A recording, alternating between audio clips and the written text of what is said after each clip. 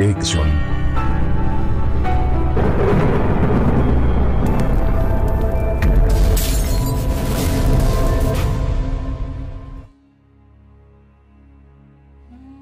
Assalamualaikum warahmatullahi wabarakatuh.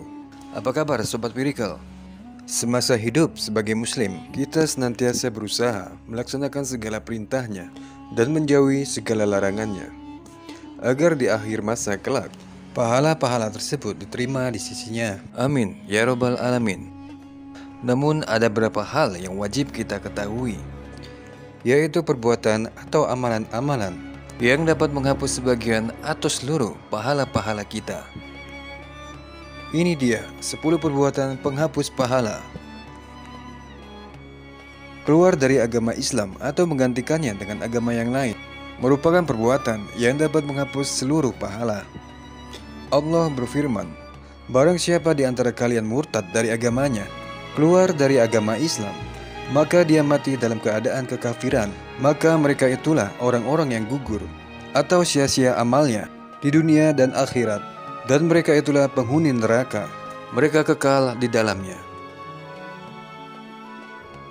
Perbuatan syirik, menyekutukan Allah, akan menghapus seluruh pahala-pahala kita. Allah Subhanahu wa Ta'ala berfirman, dan sungguh telah kami wahyukan kepada engkau, wahai Muhammad, dan kepada nabi-nabi sebelum engkau, jika kamu berbuat syirik, maka terhapus seluruh amal-amalmu.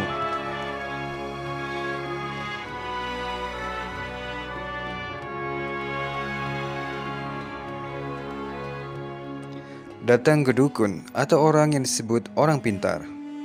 Sabda Rasulullah, barang siapa yang datang ke dukun atau peramal atau orang pintar, maka tidak akan diterima sholatnya 40 hari 40 malam. Yang dimaksud sabda Rasulullah adalah mendatangi dukun atau peramal kemudian bertanya sesuatu, membenarkan si dukun itu mengerjakan apa yang dia suruh, maka dia dianggap kufur terhadap Al-Quran yang telah diturunkan kepada Nabi Muhammad SAW.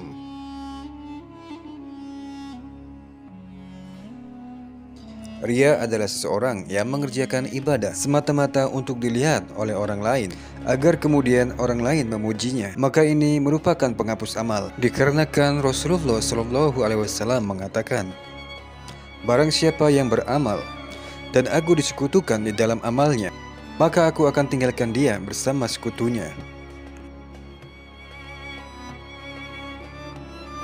Rasulullah SAW mengatakan, ada 3 golongan yang Allah tidak akan menerima dari mereka, baik amalan wajib maupun amalan sunnah.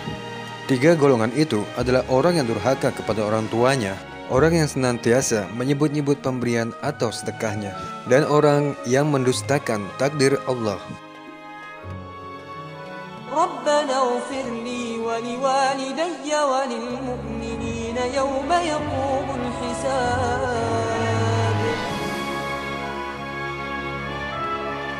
Meninggalkan sholat asar secara sengaja.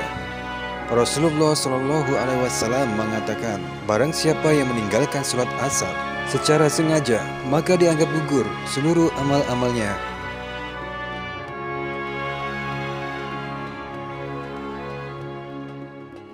Perbuatan lainnya yang dapat menghapus pahala, yaitu meminum khamar atau mengkonsumsi barang baik padat, cair maupun gas yang sifatnya memabukkan.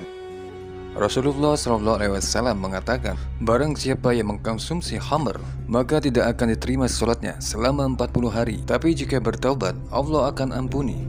Jika dia ulangi lagi, maka Allah tidak akan terima sholatnya 40 hari.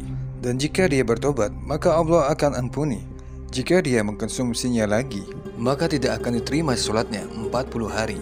Jika dia bertobat, maka Allah akan ampuni. Jika dia ulangi lagi yang keempat kali, maka Allah Subhanahu wa Ta'ala tidak akan menerima taubatnya, dan Allah akan masukkan dia ke dalam sungai Khobal, yaitu sungai yang berisikan nanah, diberikan kepada para penghuni neraka yang meminum khamar.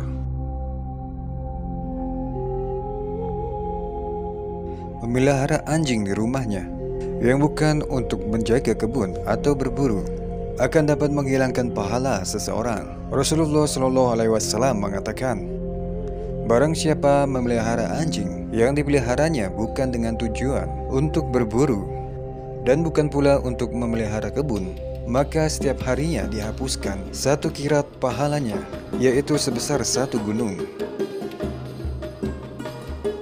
Mengada-ngada dalam agama atau berbuat sesuatu amalan yang tidak ada tuntunannya dari Rasulullah dan para sahabatnya, termasuk perbuatan yang dapat menghapus pahala, dapat menghilangkan pahala seseorang. Jika di hadapan manusia dia seperti orang soleh, tapi ketika di belakang dia berbuat kejelekan.